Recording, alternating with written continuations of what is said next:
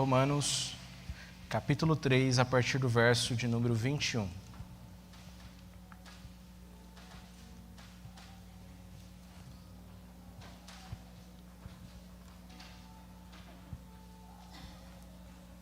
Diz assim a palavra do Senhor: Mas agora, sem lei, se manifestou a justiça de Deus, testemunhada pela lei e pelos profetas. Justiça de Deus mediante a fé em Jesus Cristo, para todos e sobre todos os que creem. Porque não há distinção, pois todos pecaram e carecem da glória de Deus, sendo justificados gratuitamente por sua graça, mediante a redenção que há em Cristo Jesus, a quem Deus propôs no seu sangue como propiciação, mediante a fé, para manifestar a sua justiça, por ter Deus, na sua tolerância, deixado impunes os pecados anteriormente cometidos, tendo em vista a manifestação da sua justiça no tempo presente, para Ele mesmo ser justo e justificador daquele que tem fé em Jesus. Queridos, à luz desse texto, falaremos sobre o ser justificado por Deus. Oremos mais uma vez. Eterno Deus, muito obrigado pela Tua palavra lida e agora diante dos nossos corações. Ó Deus, pedimos que o Senhor nos abençoe, ilumine-nos, ó Deus, para que nós possamos viver de modo digno do Teu Evangelho, para a honra e glória do Teu santo nome. Que o nome de Cristo Jesus seja exaltado e que as nossas vidas estejam plenamente satisfeitas em Ti. Oramos em nome de Cristo Jesus. Amém. Queridos, é uma realidade que todos nós já passamos por algum momento na vida em que nutrimos uma consciência culpada. E essa é uma das piores coisas que podem nos acontecer. Ter os nossos próprios erros diante dos nossos olhos, algumas vezes tiram o nosso sono. Não é incomum pensarmos em uma situação em que nós erramos com alguém, erramos em nossa fala, erramos em alguma atitude, e essa ação continuar perseguindo a gente por muito tempo. Nós colocar a cabeça no travesseiro e aquele erro visitar o nosso coração continuamente, a ponto de tirar o nosso sono. Nós, algumas vezes, podemos passar por estas situações em que a nossa consciência ela fica atordoada. Parece que a nossa cama, o nosso travesseiro, de fato, tem espinhos, porque nós não conseguimos ter paz diante das incoerências da nossa vida, diante dos nossos erros. É a mesma coisa que nós expressarmos como salmista, lá no Salmo 51, verso 3. Pois eu conheço as minhas transgressões, e o meu pecado está sempre diante de mim.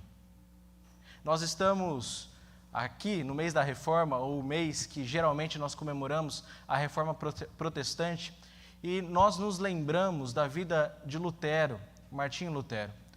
Lutero, ele experimentava esse desespero continuamente. Porque mesmo que monge já, consagrado ali na vida monástica, ele entendia que o texto de Romanos 1, verso 16 e 17, onde fala da justiça de Deus e do justo vivendo pela fé, ele entendia que esta justiça de Deus era algo que ele deveria alcançar.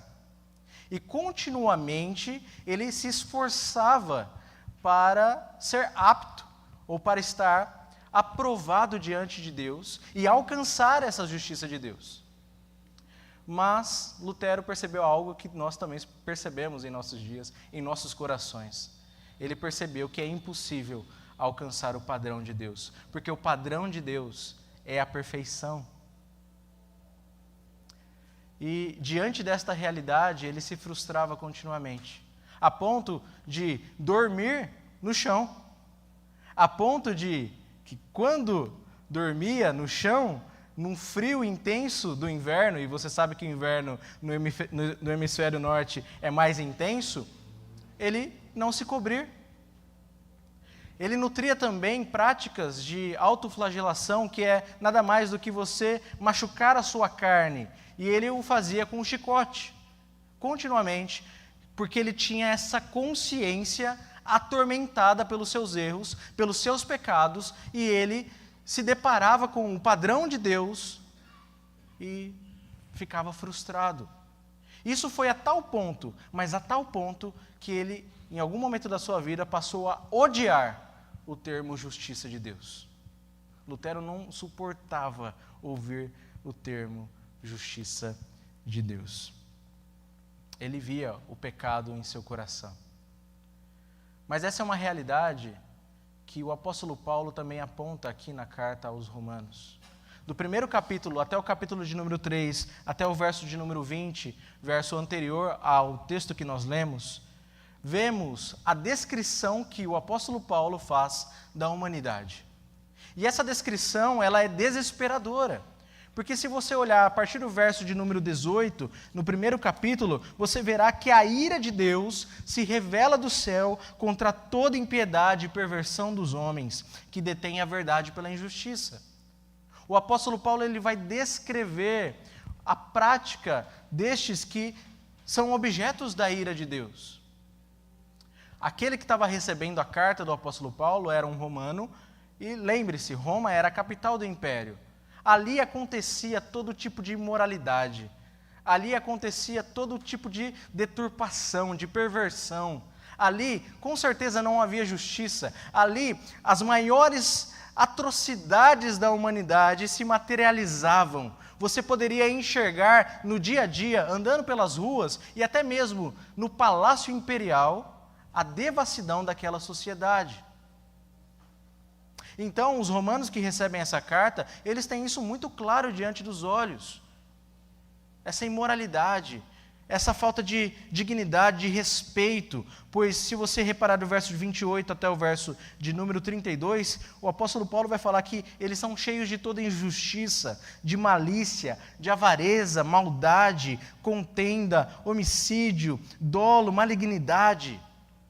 E ele vai descrevendo ali o coração ou a situação daqueles ali de Roma. Mas ele continua e ele fala assim, olha, você que olha essa imoralidade, olha todo esse pecado, toda essa sujeira, e fala assim, não, eu não me contamino com isso. Você também é culpado, sabe por quê? Porque a sua moralidade, ela também é insuficiente para alcançar a justiça de Deus. E aí, a partir do verso de número 1 do capítulo 2, ele vai descrever a realidade da hipocrisia daqueles que julgam estes atos, mas que em seu coração nutrem também pecados e pecados continuamente. Mas ele não para por aí, porque ele vai descrever a situação dos judeus. E os judeus aqui são descritos também como hipócritas, porque mesmo tendo a lei, eles se gabavam de ter a lei, eles viviam com o coração ardente ali, falando, eu estou, ou eu sou melhor do que estes, porque eu tenho a lei de Deus. Eles também são hipócritas, porque ao mesmo ponto em que eles defendem a observação da lei, eles também vivem uma vida distante de Deus. Não é de se espantar que Jesus, diante dos fariseus ali, dos escribas e tantos outros mestres da lei, diga que eles eram sepulcros caiados. Ou seja, uma bela aparência, mas são sepulcros, e ali estão mortos, estão em estado de putrefação, estão ali em decomposição em seus túmulos. Ou seja, o coração está morto, distante de Deus. O apóstolo Paulo diz, então, que tanto os gentios como os judeus, eles não têm justiça em si mesmos, a ponto em que ele cita o Salmo 14, lá no capítulo 3, verso de número 10, dizendo, não há justo, nenhum sequer, não há quem entenda, não há quem busque a Deus, todos se extraviaram, a uma se fizeram inúteis, não há quem faça o bem, não há nenhum sequer. E aí você pode me dizer, Maurício, essa situação daquela época. Bom, queridos, olhe para o seu coração neste momento. Veja se você é muito diferente. Veja se você também, muitas vezes, não nutre hipocrisia em seu coração. se você não nutre mentira, inveja, se você algumas vezes não é contencioso, se você não nutre raiva, amargura, todas essas coisas são presentes no seu e no meu coração. E algumas vezes nós manifestamos atos impiedosos contra as pessoas. Nós não estamos muito longe destes corações aqui que Paulo está descrevendo. Queridos, diante desse cenário, nós entendemos que não há esperança na humanidade pela própria humanidade. Não há nada que nós possamos fazer, porque o apóstolo Paulo, ele diz, no verso 19 do capítulo 3, ora, sabemos que tudo o que a lei diz, aos que vivem na lei, o diz para que se cale toda a boca, e todo mundo seja culpável perante Deus, visto que ninguém será justificado diante dele por obras da lei, em razão de que a lei, ou que pela lei, vem um pleno conhecimento do pecado. Diante dessa situação, diante desse cenário, diante do nosso coração pecaminoso, diante da nossa situação de estarmos debaixo da ira de Deus, ou sermos merecidamente colocados ou contados entre aqueles que merecem a ira de Deus, porque nós ofendemos aquele que é todo-poderoso, aquele que é o supremo bem, nós ofendemos a esse Deus. Diante desse cenário, eu pergunto, há esperança? Não há esperança, e é insuficiente toda a obra que nós possamos fazer para alcançar o padrão de Deus, que é a perfeição. Diante disso, como alguém pode ser considerado ou declarado justo diante de Deus? Como alguém, ou como você, incluso nessa categoria de pecador, como nós, pecadores, podemos ser considerados justos diante de Deus? No primeiro momento, creia que Deus manifesta a sua justiça em Jesus Cristo. Olha aí o verso de número 21 do capítulo 3 que nós lemos. Mas agora, sem lei se manifestou a justiça de Deus, testemunhada pela lei e pelos profetas. Justiça de Deus mediante a fé em Jesus Cristo, para todos e sobre todos os que creem. Aqui então nós temos um grande mas, em oposição a tudo aquilo que veio anteriormente, ou seja, a história da redenção, porque se você pensar desde a queda dos nossos primeiros pais, Adão e Eva, e posteriormente toda a história de pecado, de injustiça, de afastamento de Deus, considerando também os nossos próprios corações, esse mas, ele é emblemático, esse mas, ele é maravilhoso, porque, mas, agora, ou seja, Deus vai mudar a história aqui, e Ele mudou a história, quando Ele diz que, mas agora, sem lei, ou seja, independente da lei, independente das obras da lei, ou seja, de tentar alcançar a justiça de Deus pelas obras da lei, se manifestou a justiça de Deus. E esse se manifestou é que foi, de fato, manifestada a justiça de Deus. E este ato, ele não é um ato humano, porque como nós vimos, a condição do ser humano é de morte. A condição do ser humano é de incapacidade, de insuficiência total. Mas esse mas nos traz uma alegria tremenda, porque foi manifestada a justiça de Deus. Então há a possibilidade de salvação. Há a possibilidade de redenção. Mas como? O que é essa justiça de Deus? Essa justiça de Deus foi manifestada, justiça de Deus mediante a fé em Cristo Jesus. É por isso que aqui nós vemos que essa justiça, mesmo que seja manifestada plenamente em Jesus, ela não é nova em algum sentido mais estrito. Por quê? Ela vem sendo testemunhada pela lei e pelos profetas. Isso é todo o quê? O Antigo Testamento. Então essa justiça de Deus, desde lá de Gênesis 3,15, é prometida à humanidade, restauração, redenção.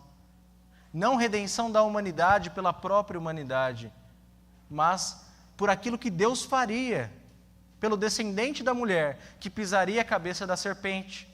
Essa promessa ela é reafirmada em Abraão, quando Deus promete a ele um descendente. Ela é reafirmada em Davi, quando Deus promete um descendente que se assentaria no trono e reinaria para sempre. E ela é reafirmada durante todo o Antigo Testamento pelos profetas. Tem um texto em Isaías 51, verso de número 5, que diz o seguinte: perto está a minha justiça, aparece a minha salvação, e os meus braços dominarão os povos. As terras do mar me aguardam, e no meu braço esperam. Perto está a minha justiça. Temos aqui as palavras de Deus à humanidade caída. Temos aqui uma promessa de redenção logo após ela cair em pecado. E essa justiça é a justiça que é de Deus. Ela foi manifestada pelo próprio Deus através de seu Filho. Então o contraste que nós temos aqui é que as obras da lei, a justiça pessoal, aquilo que você pretende alcançar diante de Deus com os seus atos bons, são insuficientes, porque Deus ele manifesta uma justiça perfeita, ele manifesta a sua justiça em Jesus. Nós nos deparamos com o relato de que as nossas melhores obras diante de Deus são como trapos de imundícia. Porque algumas vezes nós podemos fazer coisas boas para as pessoas, mas com as motivações totalmente corrompidas. É como se nós tivéssemos coisas boas misturadas com lama e pegássemos tudo isso e entregássemos a Deus. Imagine uma situação que você tem um pão e esse pão em si é bom, mas você o suja na lama, mas mesmo assim você quer entregar a uma pessoa. Essa pessoa aceitaria este pão, mesmo que ela estivesse com fome? Ela não aceitaria, por quê? Porque mesmo que o pão seja bom, ele está contaminado com todo tipo de sujeira. E é por isso que as nossas melhores obras diante de Deus são como trapos de imundícia. Então há esse glorioso contraste de que nós somos insuficientes, mas que Deus, ele resolve esse problema, manifestando a sua justiça em Cristo Jesus. Em João, no capítulo 1, no verso de número 10 ao verso de número 14, nós lemos o seguinte: o verbo estava no mundo, o mundo foi feito por intermédio dele, mas o mundo não o conheceu. Veio para o que era seu, e os seus não o receberam. Mas a todos quantos o receberam, deu-lhes o poder de serem feitos filhos de Deus, a saber, os que creem no seu nome, os quais não nasceram do sangue, nem da vontade da carne, nem da vontade do homem, mas de Deus. E o Verbo se fez carne, e habitou entre nós, cheio de graça e de verdade, e vimos a sua glória, glória como do unigênito do Pai. É por isso que o texto de Romanos nos diz que essa justiça é para todos e sobre todos os que creem. Essa justiça é para aqueles que não nasceram da vontade da carne, não nasceram da vontade do coração, não nasceram porque são filhos de crentes, porque passaram a vida toda na igreja, mas nasceram de Deus, pela justiça manifestada de Deus. Então a justiça de Deus, queridos irmãos, não é um manual em que você tem ali várias regras e se você cumprir, pega aí, a lei, se você cumprir uma por uma, você se torna um filho de Deus. A justiça de Deus é uma pessoa, e essa pessoa é Jesus Cristo. Entenda esta maravilha que traz o Senhor às nossas vidas, porque é por isso que nós afirmamos continuamente que é somente pela fé, não pelas obras, mas pela fé em Jesus, que se manifestou. Nós precisamos entender que você e eu precisamos de Jesus, e não há salvação fora de Jesus. Jesus, ele é o objeto da nossa fé, é nele em que nós depositamos a nossa fé, e a partir desse momento, nós estamos abraçando a justiça de Deus. É por isso que nós somos convidados pelas Escrituras, neste ponto e em outros pontos, a deixarmos tudo aquilo que nós achamos que podemos fazer, e a nos prostrar diante de Jesus com o coração arrependido, clamando: Jesus, filho de Davi, tem compaixão de mim. Semana passada eu utilizei um aplicativo de transporte e eu tive 2 casos muito interessantes. Estava indo para a igreja, ali na Igreja Presbiteriana de Vila Bonilha, e eu saí lá da Zona Sul, então é uma viagem, né? Então, 50 minutos. E a primeira coisa que o motorista me perguntou quando eu entrei no carro foi: qual que é a diferença da Igreja Presbiteriana para as outras igrejas? Eu assustei, né? Falei: bom dia, tudo bem? Né? Como vai? E expliquei para ele brevemente ali, fiz o resumo e tudo mais, expliquei a diferença. Mas ele foi me contando no trajeto da experiência dele na igreja, em uma determinada denominação. E ele me disse que ele começou a se relacionar com uma moça e por isso ele foi à igreja e ele se batizou com uma motivação errada, porque ele queria estar ali, né, por conta da família de Itacuja, também queria estar ali por conta dela, né, e ele falou que teve todo tipo de motivação errada para passar pelo batismo, para permanecer na igreja durante um tempo, e eles terminaram. O que aconteceu? Saiu da igreja, né? O que é muito comum, mais do que os irmãos imaginam. E nós vemos ali uma motivação equivocada, mas ele falou para mim que ele queria muito voltar para uma comunidade de fé, só que ele se sentia muito envergonhado. Ele tinha vergonha do que ele havia feito, ter passado pelo batismo, né, e toda aquela situação, ele sentia vergonha e por isso que ele não ia. Por isso que ele não voltava para aquela igreja ou para alguma outra igreja. Ele tinha muita vergonha em seu coração. Bom, eu reafirmei a doutrina da graça para ele. Falei da graça de Deus.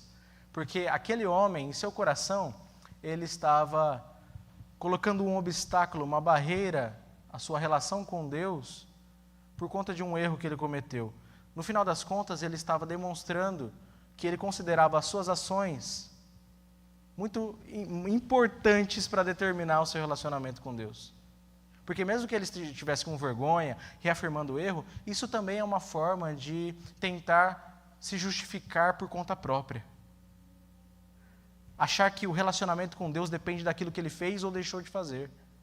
É por isso que eu tive que reafirmar para ele o perdão de Deus, a graça de Deus, a restauração de Deus, porque é Deus quem reconcilia o homem consigo. Não é aquilo que nós fazemos ou aquilo que nós fizemos, que achamos-nos indignos de estar diante de Deus. De fato, nós somos indignos, mas se nós formos levar isso em conta, quem de nós permanecerá diante de Deus? É exatamente por isso que precisamos da graça de Deus.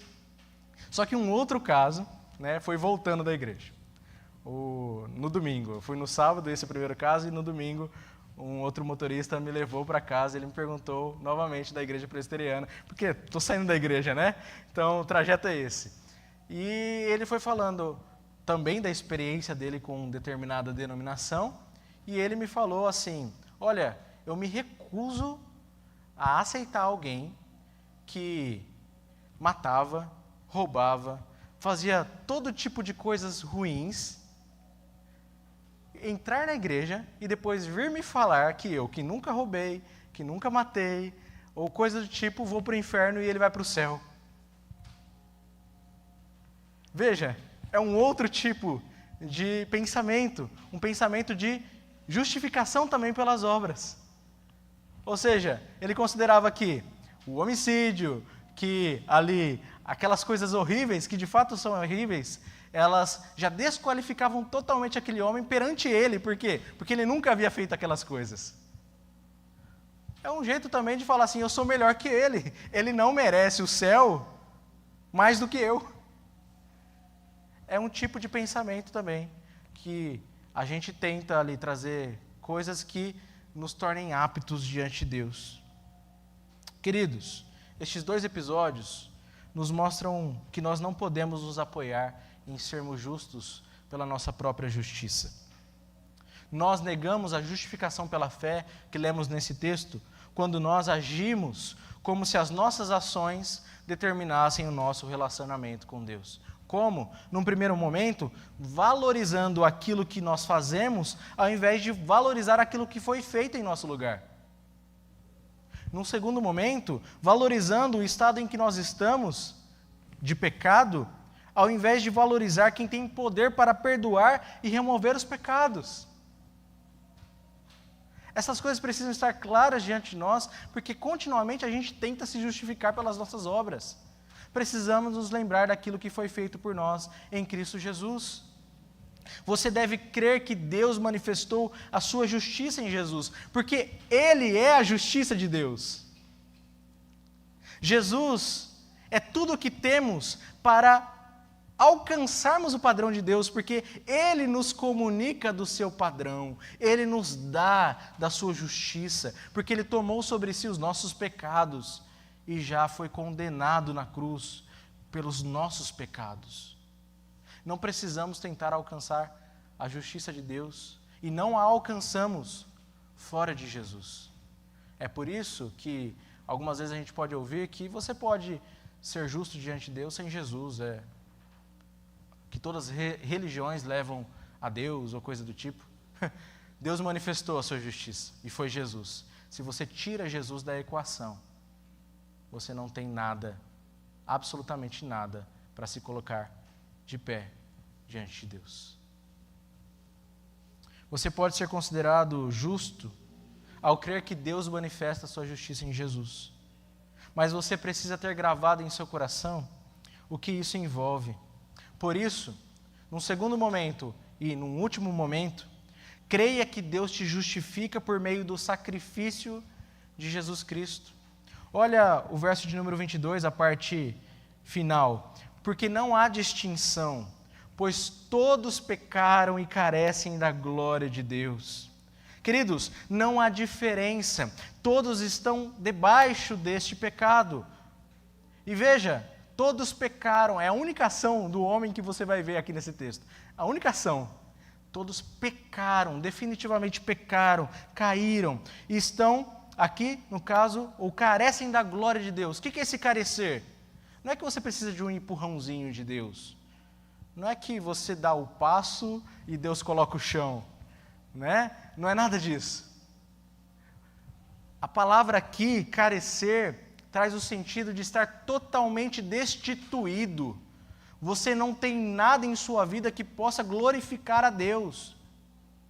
Então, quando diz você necessita, você carece, está falando que você precisa de uma mudança radical em sua vida, você precisa da glória de Deus ser dada a você. Porque você está vazio. Você não tem nada diante de Deus. Absolutamente nada. Então não há qualquer prerrogativa humana diante de Deus. Todos estão debaixo do mais vil, do mais sujo pecado. Todos nós. Mas, o texto continua, sendo declarados ou sendo justificados gratuitamente por sua graça, mediante a redenção que há em Cristo Jesus. Ora, temos aqui algo maravilhoso. Se é por obras, já não é pela graça. Porque a graça de Deus é Ele nos dar aquilo que nós não merecemos. Então, Deus não olhou para você e falou assim, que bonitinho. Pôs a melhor roupa hoje para ir para a igreja, penteou o cabelo, né? Deu um banho nos filhos, todos bonitinhos sentados lá no banco. Olha, eu acho que eu vou salvar esse cabra aqui. Será que é assim? Deus olha para nós e não encontra nada. Por isso que é necessário ser pela graça. Mas isso deve sempre trazer na nossa memória que, sendo pela graça, não significa que é de graça. Um preço precisou ser pago. E esse preço é através da redenção que há em Cristo Jesus. Veja que no verso de número 25, Cristo Jesus, a quem Deus, e aqui falando Deus Pai, propôs no seu sangue como propiciação, mediante a fé, para manifestar a sua justiça. Queridos, algumas vezes a gente passa os nossos olhos por este texto e tendemos a ignorar o que significa propiciação. E às vezes a gente não entende toda a expressão desse termo. Algumas vezes a gente acha que é só perdoar pecados, né? Mas o termo propiciação, ele aparece 4 vezes no Novo Testamento, sendo uma aqui em Romanos, outra lá em Hebreus e 2 vezes em 1 João. E propiciação significa também a expiação do pecado, ou seja, remoção do pecado, perdão do pecado, mas propiciação tem a ver com o oferecer um sacrifício para aplacar a ira de Deus que estava sobre o sujeito. Então veja, Paulo ele começa dizendo, a ira de Deus se revela do céu contra toda impiedade e injustiça. E aqui em Romanos 3, no capítulo 3, versículo 25, nós vemos que Deus ofereceu um sacrifício para si mesmo. Veja, Deus ofereceu um sacrifício para si mesmo para aplacar a sua ira.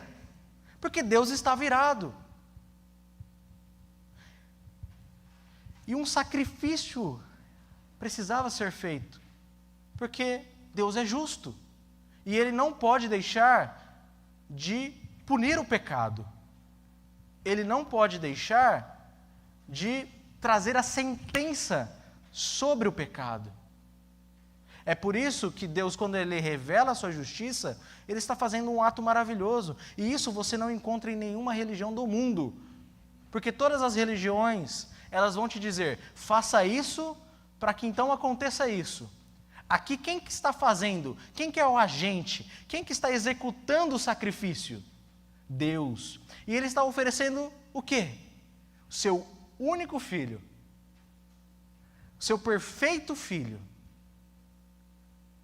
Pense em Jesus. Pense na sublimidade de Jesus, o quanto Ele é lindo, o quanto Ele é maravilhoso. Pense nas belezas, nas insondáveis riquezas de Jesus. Quando você olha para Jesus, você vê nele contido todos os tesouros da sabedoria de Deus. Tudo quanto foi criado por intermédio de Jesus. E aqui nós estamos falando do Filho, a segunda pessoa da Trindade, Deus. Ok? Estamos falando de Deus. O único verdadeiro Deus que subsiste em 3 pessoas. Então, o Pai cria através do Filho, na ação do Espírito Santo. Então, todas as coisas que nós vemos são sabedoria de Deus. Você, a sua própria constituição, é da infinita sabedoria de Deus. Quando você olha para o Filho, amado Filho, você encontra nele as mais insondáveis belezas que nós podemos encontrar. Se você encontra satisfação em alguma coisa, em beleza, ou desfrutar de um sabor, de qualquer coisa que seja, você está desfrutando da sabedoria do próprio Deus, do Filho, o Logos divino. E aí você olha lá em João 1:1, né, que o verbo era Deus. Estamos falando do próprio Deus. E Deus propõe Cristo Jesus como sacrifício. Cristo Jesus voluntariamente se subordina ao Pai, se coloca debaixo da autoridade do Pai, e Ele voluntariamente se propõe para isso. Então, na cruz do Calvário, você está vendo o manifesto de Deus, você está vendo ali a afirmação de Deus, de que a dívida está paga. Que o precioso sangue, o infinito e precioso sangue de Cristo Jesus que é capaz de remover toda a imundície e sujeira do pecado, do seu pecado, do nosso pecado. Então, Ele paga o preço para que nós, sim, fôssemos aproximados de Deus, mas para que a ira de Deus fosse aplacada e não mais se manifestasse sobre as nossas vidas. É por isso que em Romanos 8, no versículo 1, nós lemos, não há nenhuma condenação para aqueles que estão em Cristo Jesus. E somente em Cristo Jesus. Queridos, para nós caminharmos aqui para o nosso final, a justiça de Deus foi manifestada assim, porque Deus, na sua tolerância, olha o verso 25, finalzinho, deixou impunes os pecados anteriormente cometidos, ou seja, Ele ainda não tinha dado o pleno cumprimento da sua justiça, e aqui suspensão de penalidade, ou seja, deixar a pena suspensa, não significa necessariamente a perdão. Não está falando de perdão aqui. Está falando que Deus foi tolerante, não exercendo plenamente a sua justiça, o seu juízo. Porque se fosse assim, quem de nós, novamente, subsistiria? Ou quem daqueles subsistiria? Deus, nós lemos lá em Atos, no capítulo 14, verso 16, o seguinte: o qual nas gerações passadas permitiu que todos os povos andassem nos seus próprios caminhos. Em Atos 17, verso 30 e 31, vemos: ora, não levou Deus em conta os tempos da ignorância. Agora, porém, notifica aos homens que todos, em toda parte, se arrependam, porquanto estabeleceu um dia que há de julgar o mundo com justiça, por meio de um varão que destinou e acreditou diante de todos, ressuscitando-o dentre os mortos. De quem que está falando aqui? De Jesus. Irmãos, vocês e eu precisamos reconhecer que estamos destituídos de qualquer virtude que nos deixe de pé diante de Deus. Você não tem nada para se defender diante de Deus. Você pecou contra o Deus Altíssimo. Mas, se você tem fé na obra de Jesus e crê que Deus proporcionou a sua salvação em Jesus, continue perseverando em sua caminhada. Não volte para os rudimentos do mundo, não volte a achar que você é melhor que alguém, porque você não é, você recebeu isso pela fé em Jesus. Algo foi feito por você, não foi você que alcançou alguma coisa. E foi pela graça, foi favor imerecido.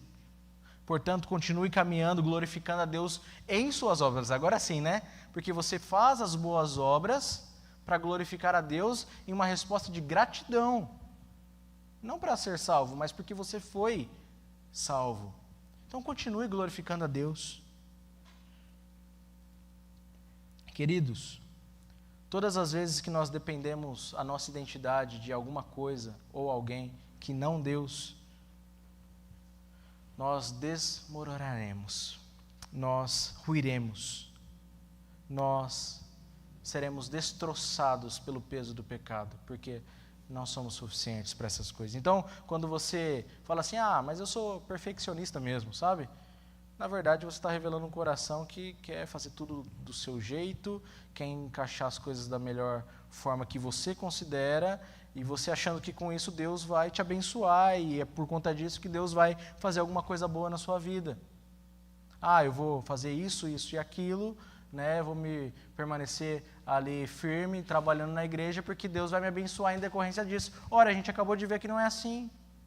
Algumas vezes, e nós que estamos em posição de liderança, corremos esse risco de que é achar que a nossa posição na igreja, seja líder de algum departamento, de alguma coisa, isso já nos garante o favor de Deus.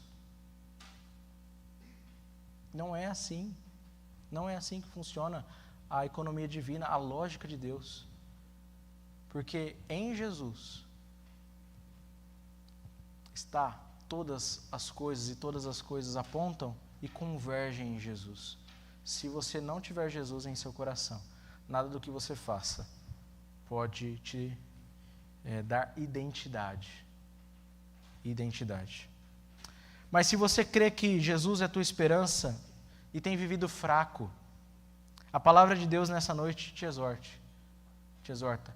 Deixe as correntes, deixe de arrastar as correntes. Volte-se para Jesus e volte os seus olhos para Jesus. Porque todas as vezes que nós tiramos os olhos de Jesus, nós afundamos. Todas as vezes que nós colocamos os nossos olhos em nós mesmos, nós afundamos.